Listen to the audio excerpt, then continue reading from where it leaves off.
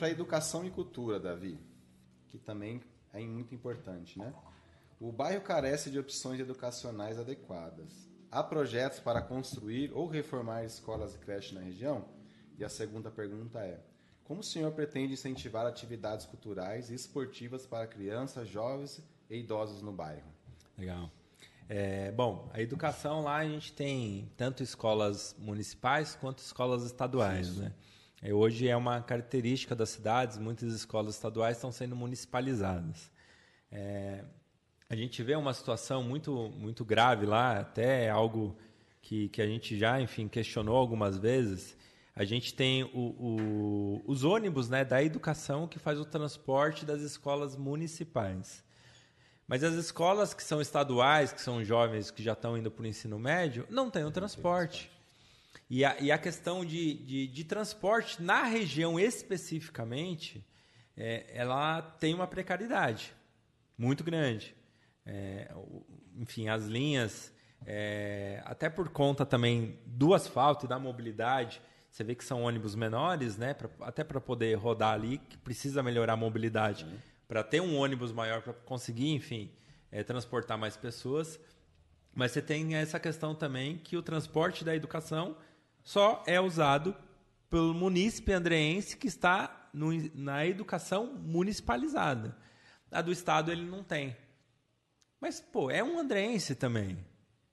O ônibus já está lá, o motorista já está lá. Por que não atender? Região, né? Ele tá ali, só né? porque é da escola estadual, você não vai deixar de atender o andreense? Cara, são coisas que precisam ser questionadas. Por que isso é uma lei, é proibido? A gente, como vereador, precisa entender, abrir isso, ter uma clareza disso. A Secretaria de Educação precisa trazer essa transparência para a gente entender, de fato, porque tem um ônibus, tem um motorista e só atende as crianças que são das escolas municipalizadas. A do Estado você não atende. Então você prejudica o desenvolvimento educacional do jovem que está indo para o ensino médio, que vai ter que se preparar para um Enem, para tirar uma boa nota no Enem, para tentar entrar numa universidade pública, porque ele não vai ter condição de pagar uma particular, e a gente está prejudicando a vida dessa pessoa, a estrutura educacional que ele vai ter, que é bem no momento que ele precisa focar em ter uma universidade, uma faculdade, para depois entrar no mercado de trabalho. Então, isso é algo que a gente precisa se debruçar, entender e cobrar. As mães precisam se mobilizar. Uma outra questão também dentro da área de educação que a gente vê lá é a questão das mães atípicas, né? Que tem filho autista, com mobilidade reduzida, cadeirante. Além de não ter a infraestrutura de mobilidade para os PCDs, a gente também vê uma sobrecarga de alunos para os professores que estão lá, porque às vezes não tem um fechamento de laudo desses alunos para ter um professor de inclusão dentro da sala junto com o professor. Então isso também é um problema grave que a gente precisa se debruçar e resolver, e não é uma secretaria sozinha que vai resolver. É o que eu sempre falo, precisa ter a integração das secretarias, porque isso vai envolver social, vai envolver saúde e vai envolver educação para a gente ter os alunos PCDs. E não, hoje, infelizmente, a gente acaba vendo que os alunos PCDs estão sendo excluídos, em vez de ter a inclusão dele no sistema educacional. Isso é algo que a gente precisa lutar e melhorar para isso resolver com a integração também das secretarias, mas precisa ter a fiscalização forte da vereança aí para tentar resolver e chegar em algo que seja que contemple esses PCDs para eles não ficarem fora do sistema educacional. Cultura. Gente, cultura vai evitar vários problemas. Vai evitar problemas de segurança, reforça a questão educacional. Então a gente vê, às vezes, a estrutura, por exemplo, da escola municipalizada. Ela pode abrir para a cultura, para a gente abrir para os sarais, para as oficinas de teatro. A gente tem uma cultura rica dentro do Recreio da Borda do Campo, que é a origem do Recreio da Borda do Campo. Por que os nomes das ruas são nomes de animais? Então, tem toda uma biodiversidade de cultura na região, especificamente no bairro, que não está sendo explorada.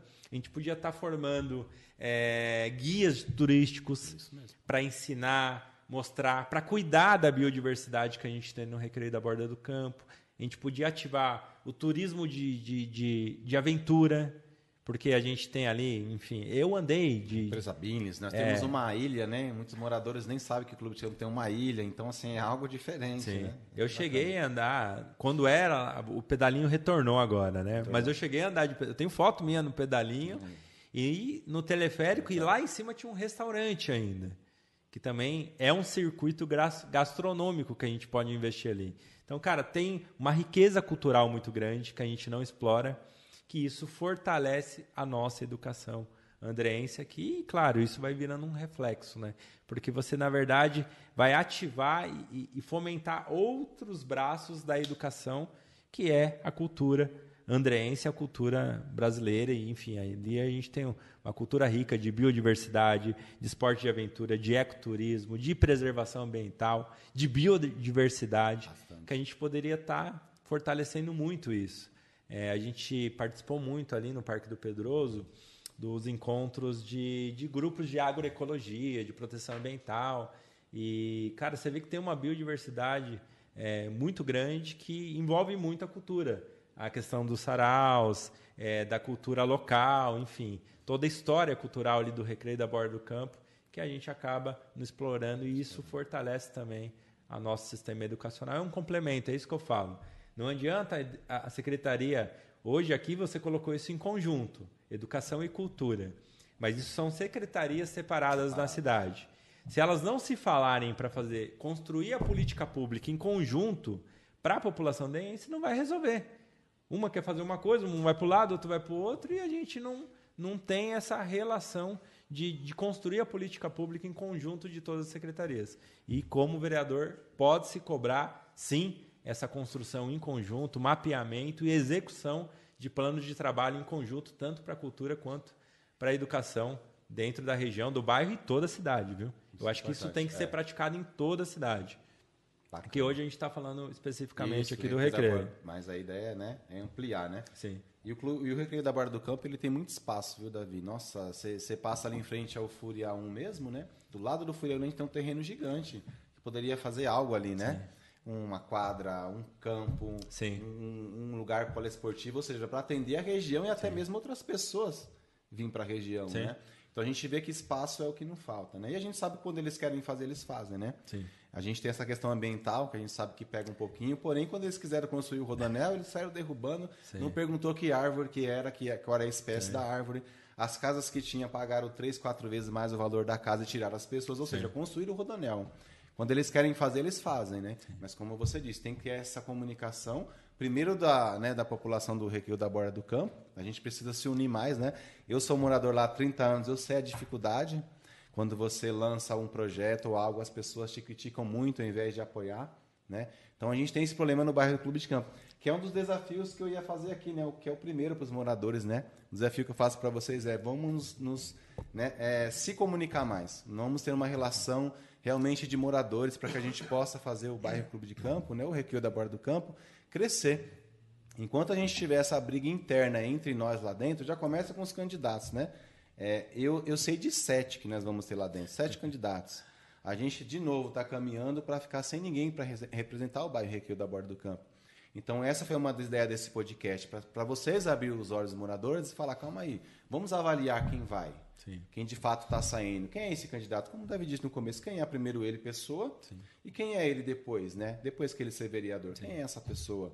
Será que se eu der poder para ele, ele vai exercer essa função? Será que ele sabe o que é ser um vereador? Então a gente já começa com essas perguntinhas simples, né? Que eu entrevistei algum lá, infelizmente, não dá.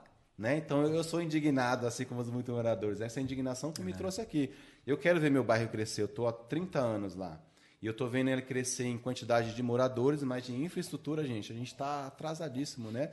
Como se a gente fosse indígena, a gente está descobrindo agora, né, o Brasil. Então, essa é um dos desafios para os moradores do Recreio da Borda do Campo. Mais união entre nós. Precisamos nos unir para fazer as coisas acontecerem. Vamos para a próxima pergunta.